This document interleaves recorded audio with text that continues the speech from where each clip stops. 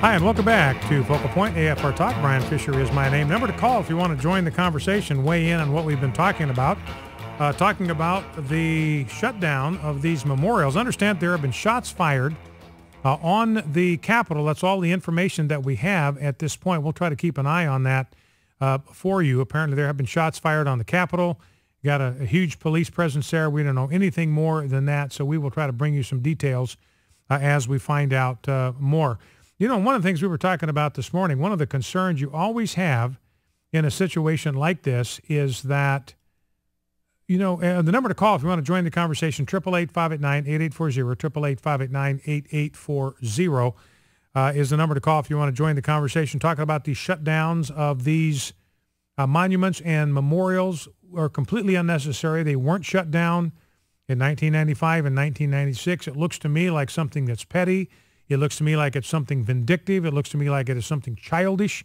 So I want to get your reaction, particularly when you're threatening. I mean, we still have the park police threatening to arrest these 91-year-old vets when they show up at the memorial, World War II memorial next week. Will not say we're not going to arrest them. Fox News, according to U.S. Capitol Police, officers are injured in the shooting. Sirens are going off in the Capitol, and people on the Hill are being told to shelter in place. So that would indicate that there's still an active shooter out there. They haven't neutralized the threat, whatever that may happen to be. So we will try to monitor that for you. Keep an eye on that. So if you want to talk about these monument things, so we just talked with Mike McManus about the divorce rate. And of greater concern, now we're looking at Drudge. Apparently the shooter is in custody. An officer was injured, but the shooter is in fact in custody, according to a congressman. This is in the Capitol building. I want to talk about that. We'd be glad to have you do it. Now, you know what you always wonder about in a situation like that. The number is 888-589-8840, 888-589-8840. What you always worry about in a situation like this, where everybody is concerned about the direction this country is going. I mean, we're upset. There are things that anger us.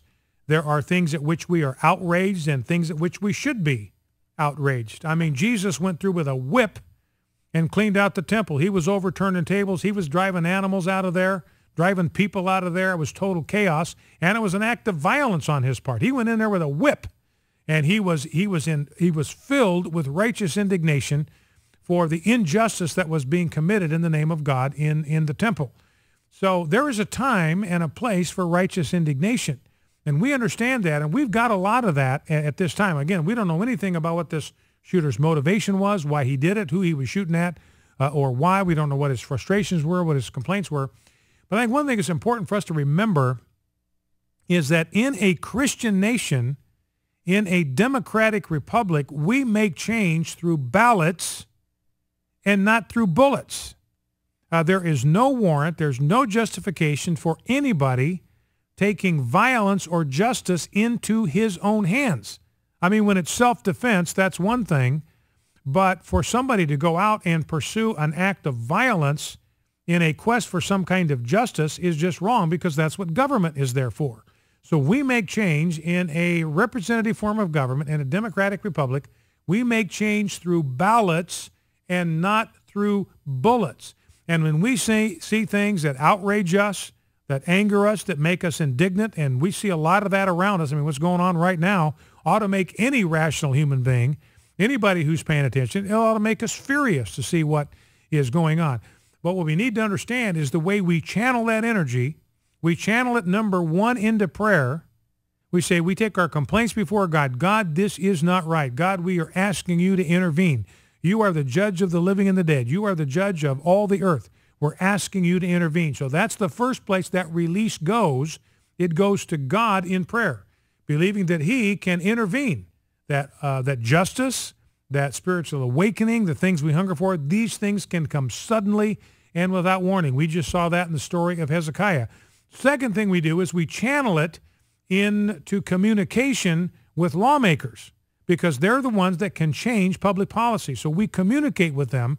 And that's what we've been doing. The only reason we're at this point, the only reason the government isn't shut down at all, is because ordinary American citizens like you and me, we have called our congressman, we've made our voice heard, we've communicated clearly, we've communicated forcefully, we've communicated politely, but we have communicated directly, and that's bringing about change in what's happening in Washington. That's how we do it. We don't use bullets.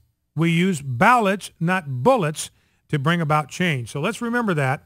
Let's go to our phones. Let's begin with Donna in Richmond, Virginia. If we can bring Donna in. Donna, welcome to Focal Point with Brian Fisher. What's on your mind? Thank you. Two things. I have been crying for the last hour thinking about all of those World War II veterans who have looked forward to this wonderful event. It'll be an event that they'll never have again. Many of them are very old and fragile. And I am absolutely, positively furious at Barack Obama putting sandbags and chains around an open area so that they can't go in. Who does he think he is, a king or a dictator? Someone has got to stop this. He is just stepping all over our constitutional rights. But I've been crying for those veterans. They are the greatest generation, and they deserve to be able to see the memorial which was erected in their honor. And number two, I don't understand why Harry Reid has so much power. He is not the president of the Senate. He is the leader of the majority, and yet he seems to control everything that goes through both sides of the Congress. And I just don't understand why he has so much power. Yeah. Well, he has power, Donna, because we the people erected a constitution that gives him that power.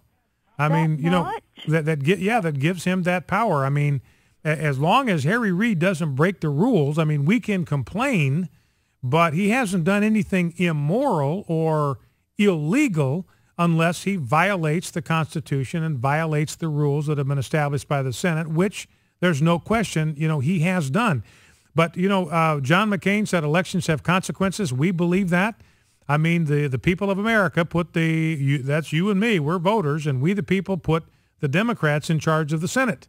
That was the decision made by the voters. Nobody put a gun to their head and said, you got to elect Democrats to run the Senate. Elections have consequences, so we're kind of stuck right now with Harry Reid, and you're right. To me, he is a very small, I need to be careful of the terms I use here. He is a very small and petty man. He is a small man. Stronger words come to my mind, but I'll be careful here.